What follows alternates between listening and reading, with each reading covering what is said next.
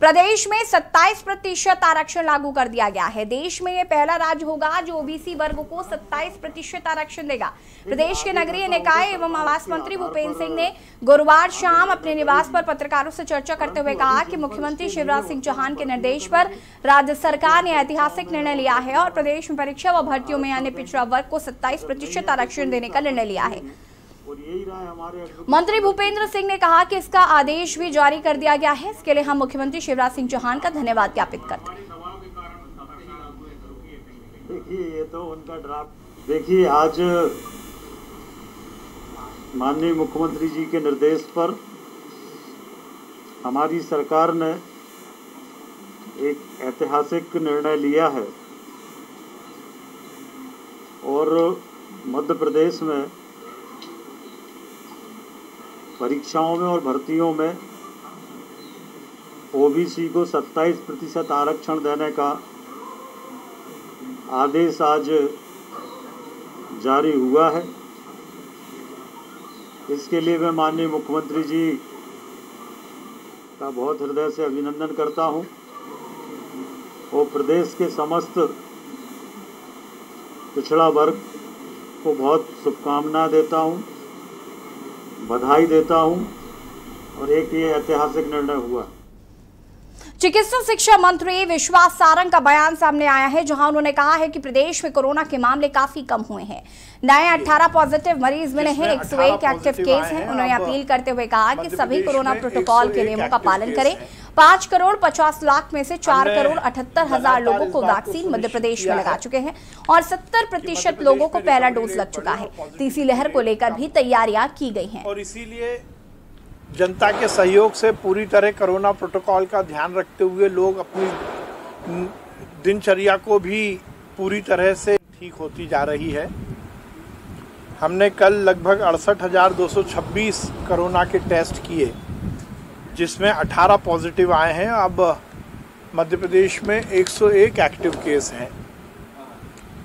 हमने लगातार इस बात को सुनिश्चित किया है कि मध्य प्रदेश में रिकवरी रेट बढ़े और पॉजिटिविटी रेट कम हो और इसीलिए जनता के सहयोग से पूरी तरह कोरोना प्रोटोकॉल का ध्यान रखते हुए लोग अपनी दिनचर्या को भी पूरी तरह से निभाएं और उसके साथ साथ ये भी सुनिश्चित करें कि वो अपने और अपने परिवार को इस भीषण संकट से बचा के रखें। स्कूल का संचालन हो या कॉलेज का संचालन शुरू करना हो, सभी में कोरोना प्रोटोकॉल का पूरा तरह से ध्यान रखा जाए, ये भी सुनिश्चित किया गया है। तो उसके साथ साथ अभी तक हम जो हमारा टारगेट सेगमेंट है वैक्सीनेशन का 5 करोड़ 50 लाख का, उसमें से हम 4 करोड़ 78 लाख लोगों को वैक्सीन लगा चुके हैं।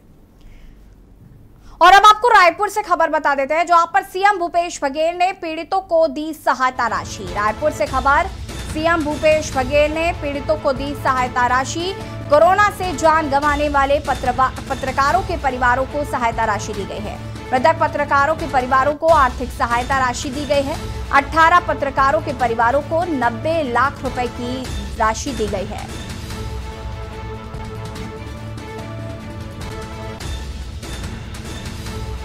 रायपुर से खबर, जहां पर सीएम भूपेश बघेल ने पीड़ितों को दी सहायता राशि। कोरोना से जान गंवाने वाले पत्रकारों के परिवारों को यह सहायता राशि दी गई है। मृतक पत्रकारों के परिवारों को आर्थिक सहायता राशि दी गई है। आपको बता दें कि करीब 18 पत्रकारों के परिवार हैं जिनको ये आर्थिक सहायता राशि दी गई है। सीएम भूपेश बघेल ने पीड़ितों को दी सहायता राशि।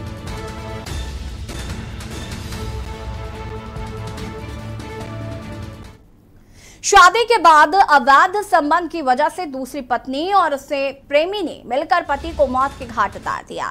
सरगिट्टी पुलिस ने हत्या करने वाली पत्नी और उसके प्रेमी को गिरफ्तार कर लिया। दरअसल कोरियापारा सरगिट्टी में रहने वाले बलराम ठाकुर की 1 सितंबर को मौत हो गई। परिजन मौत की वजह बीमारी और अधिक उम्र के कारण शरीर कमजोर होना बता रहे थे। पुलिस को शक हुआ तो जांच शुरू की गई। जांच में हत्या की बात सामने आई। पुलिस ने दोनों को पकड़कर पूछताछ की तो बताया कि पिछले कुछ दिनों से सावित्री का पति उनके संबंधों के बारे में जान गया था और नारायण को घर आने से मना करता था। उसके बार बार आपत्ति किए जाने पर नारायण तथा सावित्री परेशान हो गए थे। तब दोनों ने मिलकर उसकी हत्या कर दी।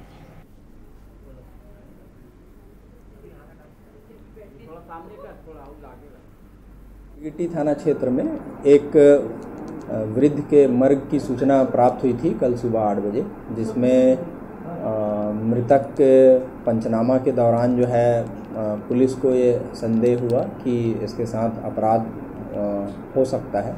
इस पर से पुलिस ने जो है तत्काल पंचनामा करके पीएम के लिए भेजा और डॉक्टर से पंचनामा के बाद पीएम जो हुआ उसमें पीएम रिपोर्ट में डॉक्टर ने भी बताया फिर कि उसके साथ गला दबाकर किसी रस्सी से और उसकी हत्या की गई है। छत्तीसगढ़ जुड़ा राजनांदगांव की राजनीति में कम समय में अपना विशिष्ट स्थान बनाने वाली पूर्व महापौर शोभा सोनी की प्रथम पुण्यतिथि में जिला भाजपा द्वारा विविध आयोजनों के माध्यम से मनाते हुए सादगी और सरलता की प्रतिमूर्ति शोभा सोनी को याद कर कार्यकर्ता भाव विभोर हुए। बता दें कि भारतीय जनता पार्टी द्वारा वृद्धाश्रम में मच्छरदानी एवं भोजन का वितरण किया गया। तत्पश्चात जिला भारतीय जनता पार्टी कार्यालय में श्रद्धांजलि सभा आयोजित की गई। भाजपा महिला मोर्चा द्वारा रक्तदान का कार्यक्रम वार्ड नंबर 17 बौद्ध विहार में आयोजित किया गया, जिसमें जिला महामंत्री पारुल जैन सहित 10 बहनों ने रक्तदान किया। शोभा तेरा नाम रहेगा, जब तक सूरज चांद रहेगा, शोभा तेरा नाम रहेगा, शोभा सोनी अमर रहे। पूरे भारतीय जनता पार्टी के द्वारा किया गया है और हम अपनी जो हमारी भारतीय जनता पार्टी की नेत्री रही, जिनके मार्गदर्शन में लगातार महिला मोर्चा और महिलाएं उनसे लगातार उनके मार्गदर्शन में भारतीय जनता पार्टी में अग्रसर होकर उन्होंने काम किया है और एक अपना मुकाम हासिल किया है। बस हम लोग सभी यही चाहते हैं कि हम उनके बताए हुए मार्ग पे चलें, उनके मार्गदर्शन पे हम सभी अपने कार्यों को करते रहें और आज उनके पुण्यतिथि पर हम सब ने उनको बहुत याद किया है। इस अवसर पर यहाँ हमारे महिला मोर्चा के कार्यकर्ताओं ने वृद्धाश्रम में हमारे सभी जितने लोग हैं उन सबको मच्छरदानी प्रदान किया है। शाम को उनके भोजन की भी व्यवस्था की गई है। वो उनको पुण्य स्मरण करने के अनुसार समाज के क्षेत्र में जाकर के कुछ सेवा करने का भी संकल्प आज हमारी महिला मोर्चा ने लिया है।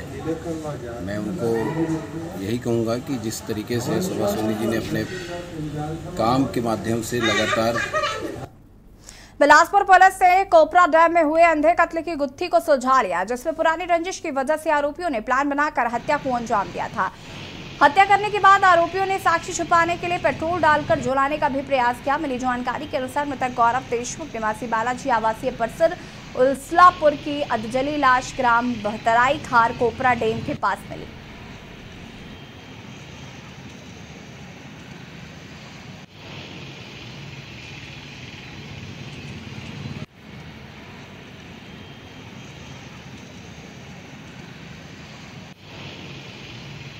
हाईवे किनारे और उसको साक्षी छुपाने की से नियत से उस पर पेट्रोल डालकर आग भी लगा दिया था।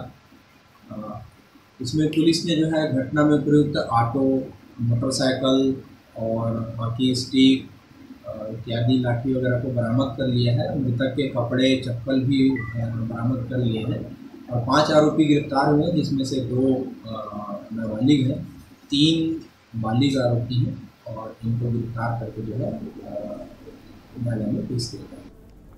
खबर कोरिया जिले के तलवापारा से है, जहां पर एक युवक वेद प्रकाश गंभीर रूप से जले हुए हालत में मिला।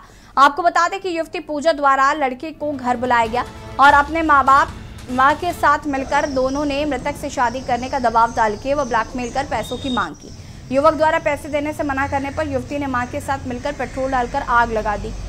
वहीं लड़के की हालत गंभीर होने से उसे जिला अस्पताल द्वारा तत्काल रायपुर रेफर कर दिया गया था, जहां कालाबन हॉस्पिटल में इलाज के दौरान आहत लड़के की मौत हो गई।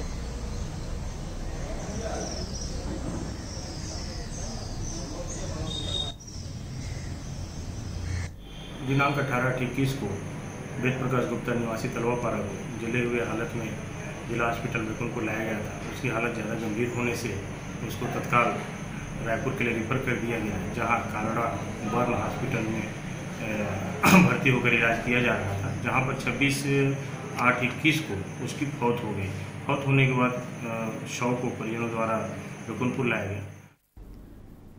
और अब आपको बुलंदशहर